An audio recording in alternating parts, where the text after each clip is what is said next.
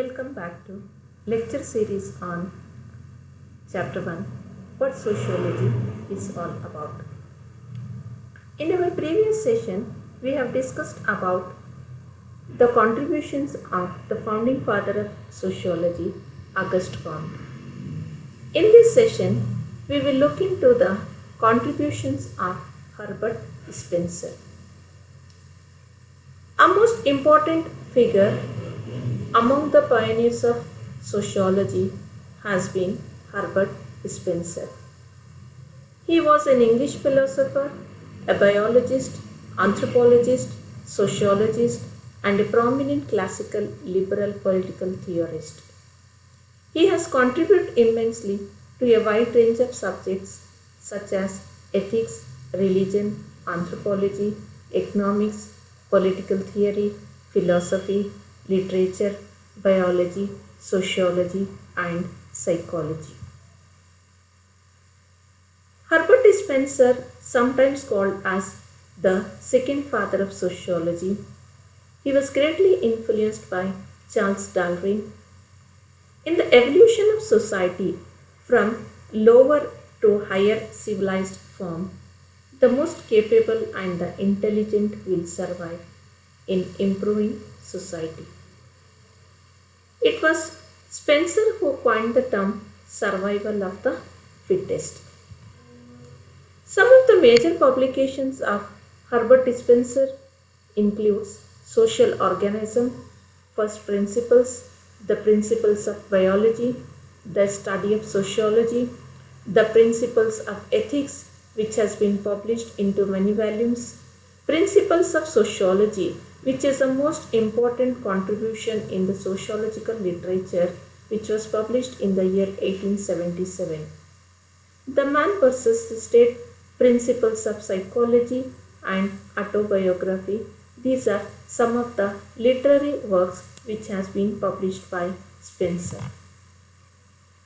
Spencer's major contribution into the field of sociology has been his theory of evolution and organic analogy. Spencer developed a theory from Charles Darwin's theory of evolution.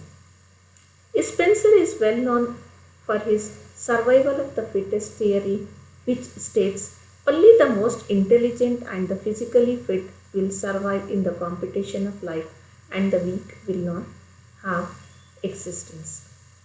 The sociological concept of progress has been elevated by Spencer.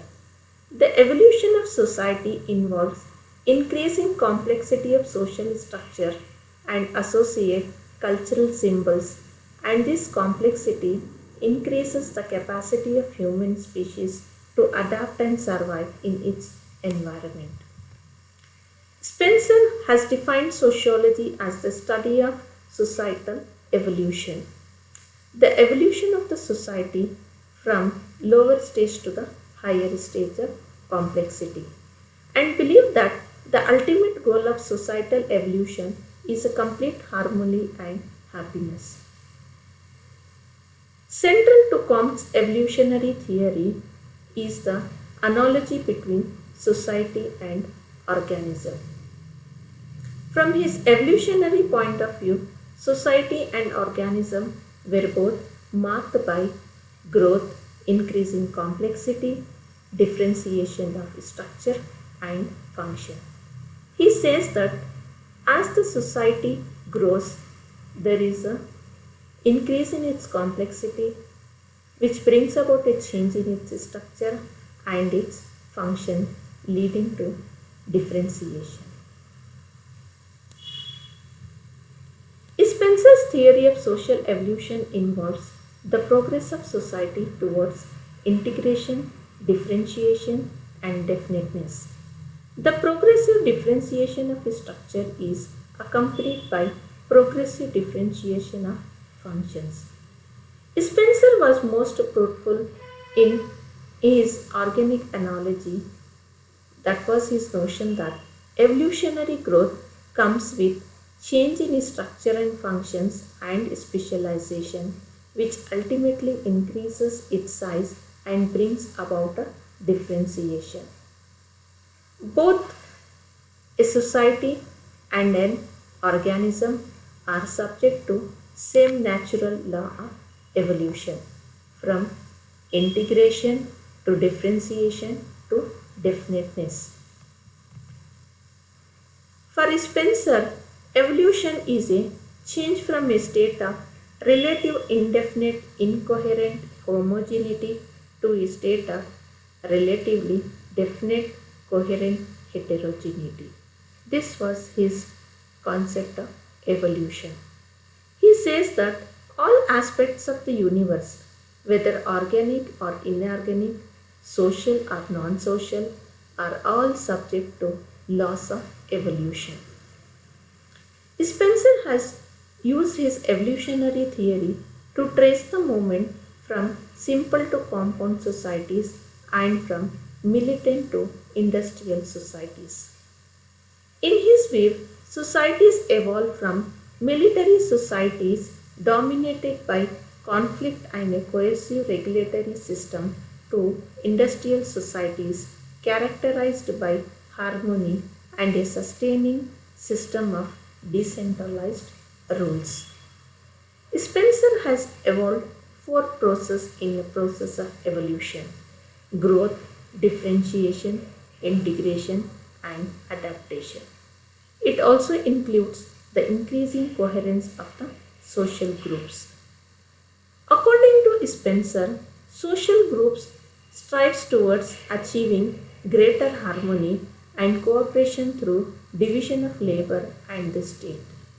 As the society grows, it becomes more and more complex and increasing differentiation and specialization, which leads to a change from homogeneous system to become heterogeneous. On an evolutionary scale, based on the degree of complexity, Spencer has listed simple structure to various compound structure. He has classified societies into four types based on the degree of complexity. Simple societies, which consist of a separate families; compound societies consisting of the families organized into clans; double compound societies organized into tribes; triply compound societies. Tribes are further organized into the nations. This is his classification of society as they change from simple structure to compound structure. Spencer has put forth the idea that society is like an organism, a self-regulating system. Being greatly influenced by Darwin's theory of biological evolution, Spencer has suggested that societies, like an animal species, evolved from simple to more complex form. Both society and organism. Organism, take an example of a plant, or it can be an animal also, which grows during most of their existence. Example, from baby to adult or from a town to city. As they grow, both become increasingly complex. The same principle applies to both a society and also an organism. An increase in size of the society results in increase in structure, which in turn produces differences in power and roles of members. Evolution from a simple to compound is marked by decreasing degree of coercion in social affairs. He says that as the societies evolve from simple to compound, there is a decreasing degree of coercion. Based on the internal regulations, Spencer has classified types of societies into militant and industrial societies. Militant society is characterized by compulsory cooperation. On the other hand, industrial societies are featured by voluntary cooperation. His classification of military and industrial societies, we can focus on some of the characteristic features and how the militant society differs from the industrial society. The foremost characteristic feature is based on the regulation process. When it comes to the militant society, it is based on defense and war, which is the major objective. Industrial society, their major societal goal is internal productivity and the provision of services. They are confining to the field of production and also providing essential services. Based on the political organization, militant societies are characterized by centralized and authoritarian structure, whereas the industrial societies are less decentralized and less direct authority and more system units. Another characteristic feature is their operative process. In a militant society, individuals have high degree of control by the state. High level of stratification has been maintained. Whereas in the industrial societies, freedom from extensive control by the state and there is a less stratification. When it comes to the social structure, militant societies have coordinated to meet politically established goals of war and defense. Industrial societies are socially structured towards coordination to facilitate each structure's expansion and growth. Another feature of the militant and the industrial society is based on social coordination. In a militant society, there is a compulsory cooperation, whereas in industrial societies, it is based on voluntary cooperation.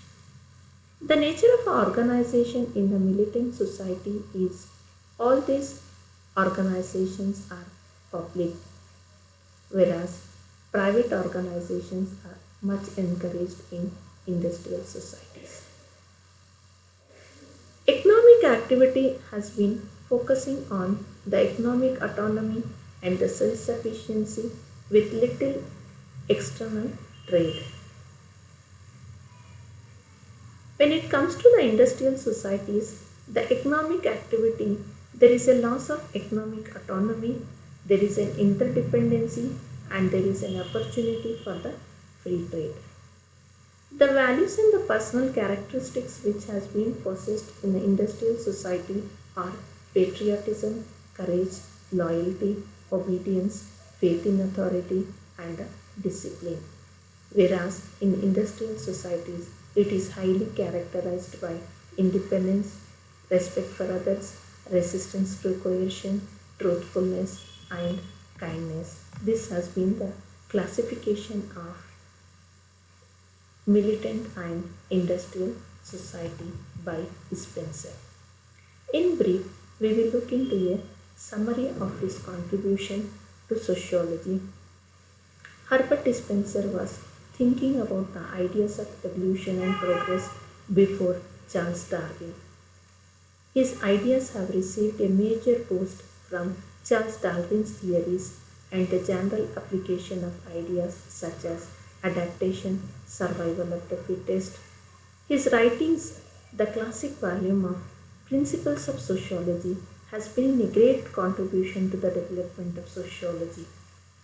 His theory of evolution and organic analogy has led to the tradition of comparative studies. He has studied different types of societies. He has analyzed the classification of society in terms of internal degree of structural complexity. These are the list of references for your further readings. Thank you all.